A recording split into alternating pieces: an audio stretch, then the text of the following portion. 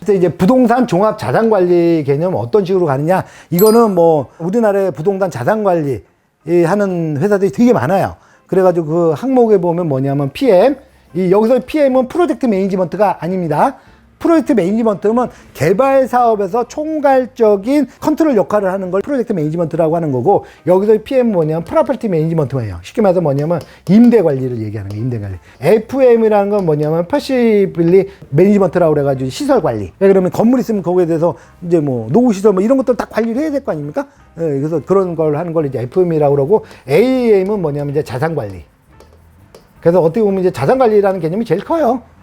자산 관리 안에 이제 보면 이제 뭐 FM도 있고 뭐 다양하게 있는 겁니다. 그래서 제가 이제 자산가들을 상대로 해서 이제 강의를 많이 하고, 이분들을 보면 이제 본인들이 이제 자산 중에 보면 많거든요. 그래서 저는 이제 부동산만 하는데 판교에 땅도 있고 뭐 서울 마포에 뭐 건물도 있고 아파트도 있고 뭐 이런데, 여기서 이제 땅은 뭐 지금 안 쓰고 있고 건물은 뭐 30년 돼 있고 산지가 뭐 10년 되고 뭐 이런 것들이 이제 저희가 이거 관리해서 아파트는 뭐 증여하세요, 뭐 건물은 이거는 뭐 리모델링 하세요, 이 토지는 이것도 신축을 해가지고 하십시오, 뭐 이런 식으로 총칙적으로, 이게 꼭 부동산뿐만이 아니라 이 모든 이거 자산에 대해서 총괄적으로 매니지먼트를 한다. 그게 바로 AM이에요. 자, 부동산의 패러다임이 소유의 개념에서 이제 경영의 개념으로 갔다. 이게 무슨 소리냐면은, 소유의 개념이란 건 뭐냐면 시세 차익을 목적으로 한다는 얘기예요.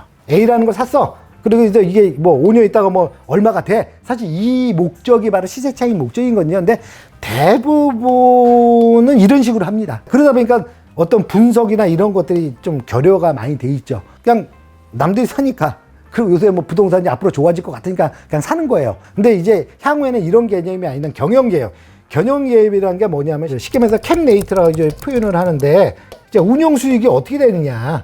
자, 어떻게 운영할 거야? 얼마의 주출 비용이 들어가고 매월 뭐 인건비, 뭐 시설 보수, 그다음에 뭐 세금, 기타 뭐 이런 것들에 대한 지출 비용이 있을 것이고, 이거에 따른 뭐 월세가 됐든 기타 비용이 됐든 이런 수익이 있을 것이고, 이거에 대해서 나가는 거, 이게 바로 운용 수익이라고 하는 건데, 보면 이제 여기에는 명목상 이제 운용 수익률이 있고 뭐 실질적 운용 수익률이 있고 이런 거 다 나오거든요. 그래서 이런 걸 전문적으로 하는 게 바로 뭐냐? 경영 개념이다. 그래서 통상적으로 이 소유 개념은 언제냐면 부동산 시장이 호황기 때 이제 계속 커지고 가격이 올라갈 것 같다라고 하면 사실 시세 차익만 갖고도 충분히 가능해요. 여지껏 여러분들이 했던 게 바로 이런 거예요. 근데 부동산이 향후에 좀 어려울 것 같다, 쉽지 않을 것 같다. 그럼 그때부터는 뭐가 들어가야 되냐? 바로 이제 운용 수익이라는 개념이 들어가줘요. 왜? 그때는 시세 차익이 마이너스가 날 수도 있기 때문에 그런 거예요. 그래서 실제로 리먼 때라든지 아니면 2012년도, 13년도에 북유럽 재정위기 사태 때 실제로 마이너스가 난 사례들이 많거든요. 그러니까 그럴 때는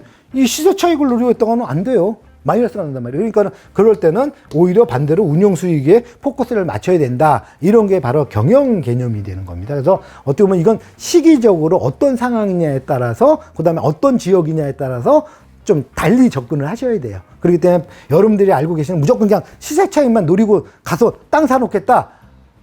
뭐 땅값이 올라오면 다행이겠지만은 땅값이 떨어지고 거래가 안 되는 사례들이 왕왕 벌어집니다. 그러면 이제 문제는 뭐냐면 내 돈이 묶이는데 그걸 또 대출을 또 얻어서 했는데 기준금리 상태에서 대출 이자가 늘어난다. 그러면 이제 애물단지가 되는 거죠.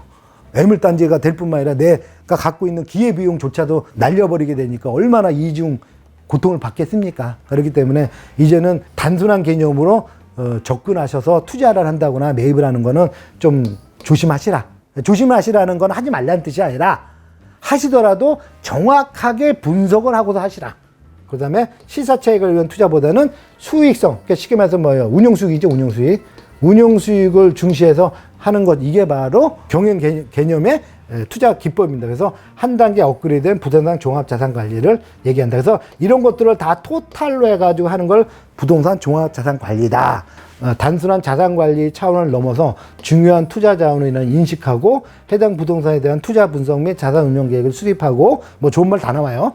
자산 극대화, 비용 최소화, 뭐 물리적 경제적 리스크 관리, 뭐 서비스 최적화를 어쩌고저쩌고, 아무튼 뭐 좋은 얘기는 다 나오는데, 부동산 상승기 때, 부동산 침체기 때 이걸 나눠야 된다는 얘기예요. 부동산 상승기 때는 좋은 지역이다 하고 하면 그냥 투자를 해서 하면 시세 차익이 돼요. 그러니까 이거는 크게 뭐 문제될 게 없고 여러분들이 그동안 많이 그렇게 해왔던 거예요. 근데 예, 부동산 침체겠다 이러면 바로 그냥 지옥행으로 떨어지는 거거든요. 그렇기 때문에 이럴 때는 어떻게 하냐, 전문적인 어떤 관리, 분석, 평가 이런 걸 통해서 내가 지금 보유하고 있는 것들에 불필요한 것들이 있느냐야 먼저 따져봐야 돼요. 그래서 불필요한 거 없으면 빨리 이걸 처분하든지 매각하든지 해가지고 자산 리모델링을 해야 돼요. 안 그러면 계속 이걸 떠안고 갈 수밖에 없는 짐이 될 수밖에 없기 때문에 좀 아깝더라도 빨리 손절하셔가지고 불필요한 것들은 매각을 하시고 필요한 거 있으면 그걸로 계속 보유를 하시고, 그러니까 좀 본인의 자산에 대해서 이제 명확하게 구체적인 계획과 목표를 세우시는 게 맞다. 이게 바로 자산 리모델링이거든요. 그래서 이걸 종합적으로 좀 하셔야 될 시기들이 이제는 오고 있다라는 거 꼭 말씀을 드리는 겁니다. 그래서 부동산 종합관리의 종목으로는 아까 얘기한 대로 PM, 이거는 프로퍼티 매니지먼트, 쉽게 말해서 LM이라고 보시면 돼요. 리스 매니지먼트, 그러니까 임대관리. 그 다음에 FA, 퍼실리티 매니지먼트, 시설관리.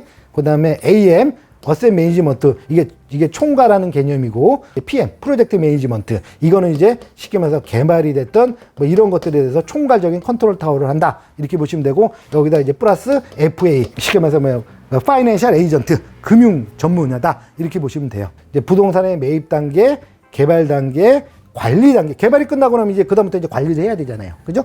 그 다음에 관리가 됐으면 이제 나중에 이제 그걸 통 매각을 해야 될 거 아닙니까? 소위 말하면 이제 엑시트 전략을 짠다라고 표현을 하는데, 이 매각 단계를 어떻게 할 것이냐? 왜? 어차피 턴키 매각이 돼야 되는 거니까 어떻게 매각 단계에서 제대로 값을 받을 것이냐? 이런 걸 다 따져봐야 되는 거예요. 그래서 이걸 팔았을 때 매입하겠다는 이런 회사들이 있느냐, 뭐 자산운용사, 리츠, 뭐 펀드 이런 데다라고 어떤 네트워크가 다 돼 있느냐, 이런 걸 또 다 따져봐야 돼요. 왜? 이거 매각한다고 어디 신문에 공고하는 거 아니잖아요.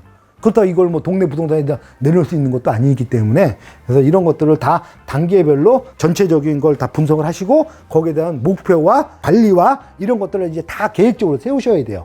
계획을 세웠을 때와 안 했을 때는 벌써 나중에 결과적으로 보면 차이가 나요. 계획을 세워놓으면은 비슷하긴 갑니다. 결과가 아주 차이가 나지 않아요. 근데 계획 자체가 없다 그러면은 막 상황이 휩쓸려 버리는 경향들이 있어요. 이런 거는 정확하게 내가 얼만큼 현재의 상황을 분석을 했느냐, 이거에 또 포커스를 맞춰야 되고, 그 분석하는 기법이 앞에서 얘기했던 소위 말하는 스워트 분석하고 또 분석이 거기에 또 다 포함이 되는 것들이에요. 그거는 이제 이론적인 어떤 문자적으로 나오는 것이고, 여기서는 이제 숫자적으로 나오는 것이다. 그 차이인 것이 되는 거죠. 그래서 꼭 분석을 하시기 바라고요. 자, 그 다음에 뭐 이거 PM은 아까 얘기했죠. 임대관리, 프로퍼티 매니지먼트예요. 그래서 이거에 대해서 관리 쭉 한번 보시고요. 국내 이 프로퍼티 매니지먼트인가 LM을 전문화하는 업체들도 되게 많습니다. 뭐 수백 군데가 있기 때문에 그거를 본인이 혼자서 하실 수 없다라고 한다면 이거 사실 되게 복잡하거든요. 회계적인 거와 또 연관이 되는 부분이고, 그렇기 때문에 이 네트워크 또 있어야 되고, 임대관리 네트워크. 그래서 이런 걸 못하겠다 그러면 이런 전문 업체에다가 수수료를 주고서 의뢰하는 것도 좋은 방법입니다. 예, 많이들 하고 있고요. 그래서 한번 읽어보세요.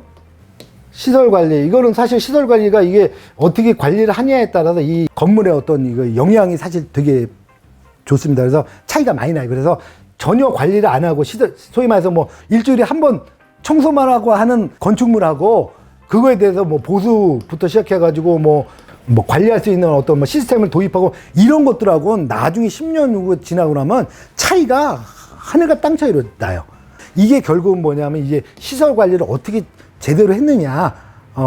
여러분도 아시겠지만 사실 주택이 됐던 어떤 건축물이 됐던 자꾸 신경을 안 쓰지 않는 건축물하고 소유주가 건축주가 계속 신경 쓰는 거하고는 이게 엄청나게 차이가 나요. 벌써. 그렇기 때문에 그것이 나중에 다 매각할 때 금액으로 다 환산이 된다, 이렇게 보시면 돼요. 간단하게. 그래서 거기에 대한 이제 시설 관리 개념은 어떤 식으로 한다라는 거 그냥 읽어보시면 되고요. 어셋 매니지먼트는 제가 앞에서 설명을 다 했습니다. 어떻게 보면 총체적인 것이고, 이건 꼭 부동산뿐만 아니라 모든 자산에 관련돼 가지고 모든 것을 다 기존에 있는 것들을 다 어떻게 리빌딩을 하느냐. 그래서 필요한 거는 계속 보유를 하고 있고, 필요 없는 것들은 처분하면서, 필요는 하지만은 현재 못 쓰고 있는 것들은 어떻게 개발할 거냐, 이런 것들을 전체적으로 자산을 다 관리를 할 수 있는 거, 이걸 어셋 매니지먼트라고 보시면 되고요. PM은 뭐 제가 뭐 누누이 설명해 드렸지만 이제 프로젝트 매니지먼트입니다. 그래서 이거 어떻게 보면 개발 사업에서 시행 대행이라 보시면 돼요. 시행을 대행해 준다. 왜 그러면 본인이 시행사가 됐던 건축주가 됐든 본인이 하셔야 되는데, 중요한 건 내가 아는 게 중요한 게 아니라 내가 아는 그런 경험치가 있느냐와 플러스 거기에 대한 이제 인적 네트워크가 있느냐가 중요한 거예요. 이런 것들이 부족하다 보니까 이제 저희 같은 이제 전문 PM들한테 이제 의뢰를 하는 게 바로 이런 그러니까 시행 대행을 해주는 거예요, 저희가. 그래서 처음부터 끝까지 단계별로 그 전문성과 그다음에 네트워크를 활용해가지고 해준다 이렇게 보시면 돼요. 그래서 PM이라는 건 아무튼 본인이 할 수 있으면 하시는 게 좋고 본인이 할 능력이 안 된다, 좀 불안하다, 그럼 PM에다 의뢰를 하시면 되고요. 예, 요 정도로 하면은 수업이 다 끝날 것 같습니다. 몇 달간에 걸쳐서 부동산 개발과 부동산 금융에 대해서 뭐 사실 자세하게는 못 들어갔습니다. 다만 실제로 하셨을 때 참고를 하시고 경험을 하시고 그다음에 주변에 어떤 인적 네트워크를 많이 쌓아 놓으시고 같이 하시는 거에 그게 가장 중요하다라고 말씀을 드리고, 그렇게 하실 때 제 수업이 조금이나마 좀 도움이 됐기를 저는 좀 간절히 바라는 바입니다. 그래서 아무튼 몇 달 동안 제 수업 좀 많이 부족한 수업인데 수업 들어주셔서 진심으로 감사드리고, 여러분들 향후에 부동산에 대해서 뭐 투자가 됐던 매입이 됐던 아니 매각이 됐던 하실 때 제 수업이 조금이나마 도움이 됐기를 간절히 바랍니다. 자, 수고 많으셨습니다.